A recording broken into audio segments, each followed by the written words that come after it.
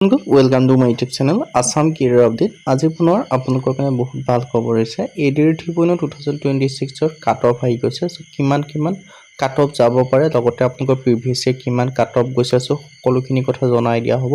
So ভিডিঅ'টো শেষলৈকে চাব। যদি ভিডিঅ'টো ভাল পায় ভিডিঅ' লাইক এটা কৰিব পাৰে, লগৰ চেনেল সাবস্ক্ৰাইব কৰিব, এনেকুৱা ভিডিঅ' প্ৰতিদিনে পাই থাকিব। আৰু মোৰ হোৱাটছআপ চেনেল ভিডিঅ' ডেছক্ৰিপশ্যনত দিয়া আছে, তাত গৈ ফলোটো কৰিব পাৰে। তেতিয়া আপোনালোকে ডেইলি জবৰ আপডেটসমূহ পাই থাকিব পাৰিব। আহক ভিডিঅ'টো আৰম্ভ কৰোঁ। সো ভিডিঅ'টো আৰম্ভ কৰি মই আপোনাক জনাই দিব বিচাৰিছোঁ, যদি আপোনালোকে ADR 3 লগতে অসমৰ যিকোনো কম্পিটিটিভ এক্সামৰ ক্ষেত্ৰত প্ৰিপেৰেশ্যন কৰি আছে বা এক্সামসমূহ যদি আপোনালোকে দিম বুলি ভাবিছে, তেন্তে আমাৰ টিমৰ পৰা এটা কোৰ্চ প্ৰস্তুত কৰি উলিওৱা হৈছে। সো কোৰ্চটো আপোনালোকে বাই কৰিলে পঢ়া শুনাসমূহ কৰিব পাৰে, কিয়নো এই কোৰ্চটো যদি আপোনালোকে বাই কৰিলে পঢ়ে, বেলেগ কোনো বুকছ বা বেলেগ কোনো কোৰ্চ নকৰিলেও হ'ব। এইখিনি পঢ়িলে আপোনালোকৰ কাৰণে চাফিচিয়েণ্ট হ'ব। আৰু যিটো কোৰ্চটো আপোনালোকৰ সুবিধা হ'ব, বৰ্তমান আপোনালোকৰ কাৰণে 50% অফাৰ দি থকা হৈছে, আৰু অফাৰটো অতি সোনকালে শেষ হ'ব। লিমিটেড টাইমৰ অফাৰ হয়। পাৰিলে আপোনালোকে আজিয়ে বাই কৰি লওক। সো কেনেকৈ বাই কৰিব যিটো মোৰ হোৱাটছআপ নম্বৰ আপোনালোকে স্ক্ৰীনত দেখিব পাৰিছে, 9181267278, তাত হোৱাটছআপত জাষ্ট হাই বুলি মেছেজ কৰিলে বাই কৰি ল'ব পাৰিব। সো এই যিটো কোৰ্চটোৰ কথা ডিটেইলছ জনাব বিচাৰিছোঁ। ইয়াত আপোনালোকে কি লাভ কৰিব পাৰিব, 10,000 plus question with answer, 10,000 plus question with answer লাভ কৰিব পাৰিব।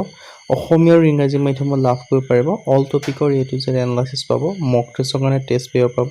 প্ৰিভিয়াছ ইয়াৰ কুৱেশ্যন পেপাৰ পাব। লগতে 2026-27 বৰ্ষৰ যিটো চিলেবাছ আছে, এক্সাম দিছে, তাৰ ওপৰত ডিপেণ্ড কৰি বনোৱা হয়। সো একেবাৰে লেটেষ্ট কোৰ্চ হয়। সো সোনকালে গৈ বাই কৰি লৈ পঢ়া শুনাসমূহ কৰক।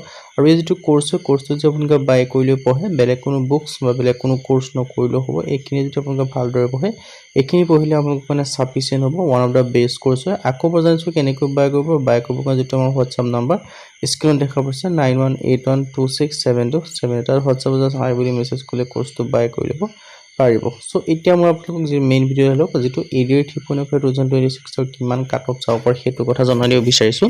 তাৰপিছত আপোনালোকে প্ৰিভিয়াছ ইয়াৰ কিমান কাট অফ গৈছিলে সেইখিনি কথা আপোনালোকক জনাই দিম। সো ADR 3 এক্সপেক্টেড কাট অফৰ কথা জনাব বিচাৰিছোঁ। জেনেৰেলৰ ক্ষেত্ৰত এইবাৰ আপোনালোকে HS লেভেলৰ ক্ষেত্ৰত 108ৰ পৰা 115, গ্ৰেজুৱেট লেভেলৰ ক্ষেত্ৰত 100ৰ পৰা 108 পৰ্যন্ত যাব পাৰে। OBC MBC ক্ষেত্ৰত 104ৰ পৰা 111, আৰু গ্ৰেজুৱেটৰ ক্ষেত্ৰত 96 to 103 পৰ্যন্ত আপোনালোকৰ ADR 3 ক্ষেত্ৰত কাট অফ যাব পাৰে। আৰু দুইটা কাট অফৰ কম্পেৰিজন কৰা হ'ব। আৰু যদি আপোনালোকে ভাবি আছে যে ADR 3 ভেকেঞ্চিসমূহ সৰ্বাধিক আহিব, সো তাৰ ক্ষেত্ৰত কাট অফটো বহুত কম যাব পাৰে, তেন্তে আপোনালোকে বহুত ভুল ভাবি আছে। কাট অফটো কম নাযায়, আগৰকে 5-10 নম্বৰ ইফাল হ'ব। সো কিমান কি হ'ব মই সেইখিনি কথা আপোনালোকক জনাই আছোঁ। সো ভিডিঅ'টো শেষলৈকে চাব। আৰু বিশেষকৈ মই আপোনালোকক ছেভ স্ক'ৰ কিমান হ'ব সেইটো কথা আপোনালোকক জনাই দিম। আৰু প্ৰিভিয়াছ ইয়াৰ কাট অফ লিষ্টখন আপোনালোকে এনেকৈ দেখিব পাৰিছে। আৰু বাকী যিটো ছেভ স্ক'ৰ কথা যদি ক'ব যাওঁ, ছেভ স্ক'ৰখিনি আপোনালোকে দেখিব পাৰিছে। যদি আপোনালোকে গ্ৰেড 3 HS লেভেলৰ কাৰণে দিয়ে, 115 প্লাছ যদি পাই থয় ছেভ স্ক'ৰ হ'ব। গ্ৰেজুৱেট লেভেলৰ কাৰণে 105 প্লাছ পাই থলে আপোনালোকৰ ছেভ স্ক'ৰ হ'ব। আৰু গ্ৰেড 4 SSLC কে 95 প্লাছ পালে ছেভ স্ক'ৰ হ'ব। আৰু গ্ৰেড 4 8 লেভেলৰ কাৰণে 85 পালে আপোনালোকৰ ছেভ স্ক'ৰ হৈ যাব। সো যদি আপোনালোকে সিমানমান মাৰ্ক পাই থব, তেন্তে আপোনালোকৰ ছেভ স্ক'ৰ হৈ যাব। কিন্তু আপোনালোকে নাভাবিব যে বহুত কম মাৰ্ক পালেও আপোনালোকে চিলেকশ্যন পাব বুলি, কাৰণ নাপায়। কাৰণ আপোনালোকে নিশ্চয় গম পায় কম্পিটিশ্যনটো বহুত হাই লেভেল হয়। তাৰ কাৰণে আপোনালোকে ভালদৰে প্ৰিপেৰেশ্যন কৰিব লাগিব, কমপ্লিট চিলেবাছ কভাৰ কৰি। সো কমপ্লিট চিলেবাছ কভাৰ কৰি ভালদৰে প্ৰিপেৰেশ্যন কৰিলে চিলেকশ্যনসমূহ লাভ কৰিব পাৰিব। তাৰ ক্ষেত্ৰত আমাৰ যিটো টিমৰ পৰা প্ৰস্তুত কৰা হৈছে কোৰ্চ, সেইটো বাই কৰিলেও পঢ়িব পাৰে। কিন্তু সেইখিনি পঢ়িলে সকলোখিনি দি থোৱা আছে, চাফিচিয়েণ্ট হ'ব। সো তাৰ ক্ষেত্ৰত বাই কৰিলে পঢ়িব পাৰে। আৰু 50% অফাৰ চলি আছে, অফাৰটো অতি সোনকালে শেষ হ'ব। পাৰিলে আপোনালোকে আজিয়ে বাই কৰি লওক। সো ডিটেইলছখিনি মই আপোনালোকক জনাই দিলোঁ। ছেভ স্ক'ৰ কিমান হ'ব, ছেভ স্ক'ৰ কথা মই আপোনালোকক জনাই দিলোঁ। লগতে গ্ৰেড 3 ক্ষেত্ৰত কিমান কাট অফ যাব পাৰে সেইটো কথাও ক'লোঁ। গ্ৰেড 4 ক্ষেত্ৰত কিমান যাব পাৰে সেইখিনি কথাও মই আপোনালোকক জনাই দিছোঁ। সো এটা বেষ্ট অপৰচুনিটি হয় আপোনালোকৰ কাৰণে। সো অপৰচুনিটিটো মিছ নকৰিব। আৰু এই কাট অফৰ ওপৰতে ডিপেণ্ড কৰে। আৰু যদি আপোনালোকে ভাবি আছে যে কাট অফটো কম যাব বা আপোনালোকে নটিফিকেশ্যন আহিলে পঢ়িম, তেতিয়া আপোনালোকে বহুত ভুল ভাবি আছে। নটিফিকেশ্যন অহাৰ পাছত আপোনালোকে পঢ়িবলৈ সময় নাপাব।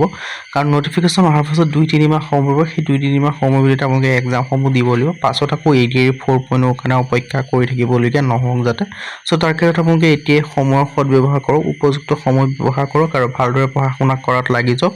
আৰু তাৰ ক্ষেত্ৰত আমাৰ যিটো টিমৰ পৰা কোৰ্চ প্ৰস্তুত কৰা আছে, সেইটো বাই কৰিলে পঢ়ক, কাৰণ 50% অফাৰ চলি আছে।